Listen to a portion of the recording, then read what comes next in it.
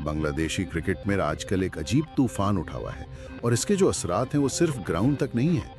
हमारे जराए बता रहे हैं कि एक छोटे से तबसरे ने न सिर्फ क्रिकेट और सियासत का रिश्ता बेनकाब कर दिया है, बल्कि 2026 के T20 वर्ल्ड कप को भी खतरे में डाल दिया है।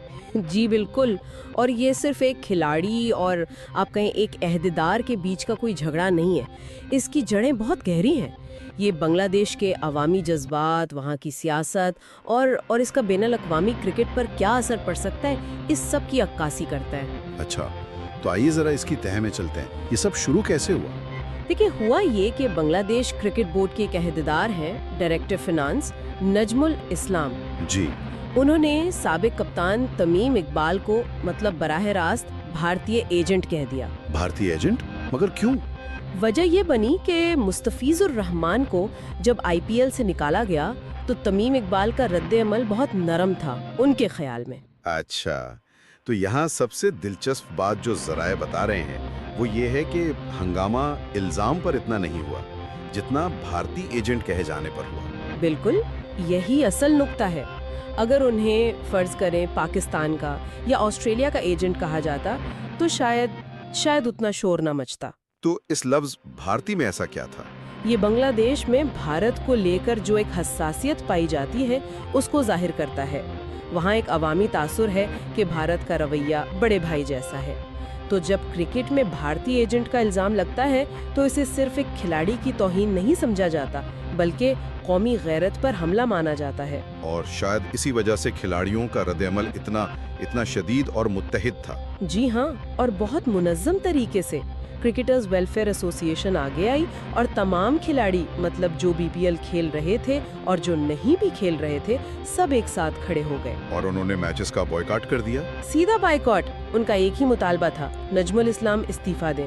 और इस वक्त तो बीपीएल भी चल रही थी, तो बोर्ड पर दबाव तो बहुत ज्यादा होगा। बहुत ज्यादा। अगर लीग ना होती तो शायद बोर्ड मामले को टाल देता, लेकिन यहाँ तो उन्हें फौरन एक्शन लेना पड़ा। तो उन्होंने क्या किया? पहले तो एक शो कॉज नोटिस दिया गया, लेकिन जब खिलाड़ी नहीं माने तो फिर उन्हें ओहदे से ही बरतरफ कर दिया गया। तो मामला हल हो गया? नहीं, कहानी यहाँ खत्म नहीं हुई। बरतरफी के बावजूद खिलाड़ियों ने उस दिन के मैचेस फिर भी नहीं खेले। एक मिनट, यानी मुतालबा पूरा होने के बावजूद भी बायकॉट जारी रहा? जी। तो फिर ये मामला सिर्फ नजमुल इस्लाम का तो नहीं था, ये तो कोई बहुत बड़ा पैगाम था। बिल्कुल, आपने सही पकड़ा। इससे ये साफ हो गया कि ये पैगाम सिर्फ बांग्लादेशी बोर्ड के लिए नहीं था, असल निशाना कोई और था। यानी भारत और आईसीसी।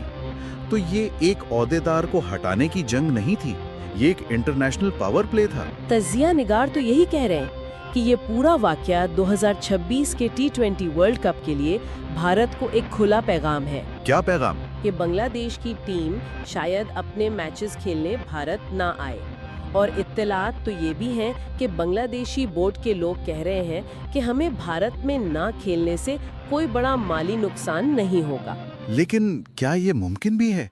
वर्ल्ड कप का बायकॉट करने के नताइज तो बहुत संगीन हो सकते हैं। बज़ाहिर तो यही लगता है, लेकिन वो इसे एक और तरह से पेश कर रहे हैं। वो सिक्योरिटी का मामला उठा रहे हैं। सिक्योरिटी का? वो कैसे? उनका मौक़िफ़ ये है कि जब आईपीएल में हमारे एक खिलाड़ी मुस्तफिजुर रहमान को सिक्योरिटी नहीं दी गई तो फिर पूरी टीम की हिफाजत की जमानत कौन देगा?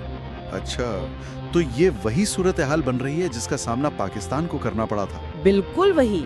और ये अब आईसीसी के लिए भी एक बड़ा इम्तिहान बन गया है ना, कि क्या वो सबके लिए एक ही कानून नाफिज कर पाएगी। तो खुलासा ये है कि बांग्लादेश क्रिकेट का एक अंदरूनी झगड़ा एक गहरी सियासी कशीदगी बन चुका है, जिससे एक आलमी टूर्नामेंट दांव पर लग गया है। जी, और ऐसा लगता है कि खिलाड़ियों और अवाम का जो पैगाम था वो अपनी मंजिल तक पहुंच गया है। लेकिन एक सवाल तो फिर भी रह जाता है। जी। नजमुल इस्लाम तो चले गए, लेकिन जो असल मसला है वो तो वहीं का वहीं है। क्रिकेट को सियासी मकासद के लिए इस्तेमाल करने का ये जो रुझान बढ़ रहा है, इसका मुस्तकबिल क्या होगा? यही तो सबसे बड़ा सवाल है। क्या आईसीसी तमाम रुकन मुमालिक के लिए गैर जानिबदार रह पाएगी, या जो ताकतवर बोर्ड्स है वो हमेशा की तरह अपनी शराइत मनवाते रहेंगे? ये एक ऐसी बात है जो सोचने पर मजबूर करती है।